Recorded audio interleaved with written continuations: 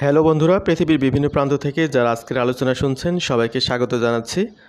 আজকে আমরা মূলত কথা বলবো পার্মানেন্ট রেসিডেন্ট ক্যাটাগরিতে কানাডার যতগুলো ভিসা রয়েছে সবগুলো ভিসার বর্তমান সময় স্ট্যান্ডার্ড যে প্রসেসিং টাইম সেটার কি অবস্থা এই সম্পর্কে সঠিক তথ্য দিয়ে সহযোগিতা করার চেষ্টা করব।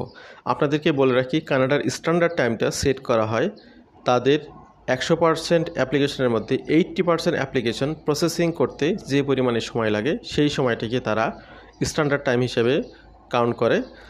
তো বাকি 20% অ্যাপ্লিকেশন সব সময়ের জন্যই আনসার্টেন অবস্থার মধ্যে থাকে, সেগুলো বিভিন্ন কারণে লেন্দি হয়। কিছু কিছু অ্যাপ্লিকেশন অনেক বেশি ডিলে হয়, কারণ হচ্ছে এটা নির্ভর করে অ্যাপ্লিকেশন টু অ্যাপ্লিকেশন এবং অ্যাপ্লিক্যান্টের তথ্যের আলোকে, ডকুমেন্টের আলোকে এক এক অ্যাপ্লিক্যান্টের তথ্যগুলো একভাবে যাচাই করা হয় এবং এক এক অফিসার এক একভাবে যাচাই করে। তো এই কারণেই মূলত অনেক সময় লেন্দি হয়ে থাকে। আমাদের মূল আলোচনাটি শুনবেন, এটা আমাদের প্রত্যাশা।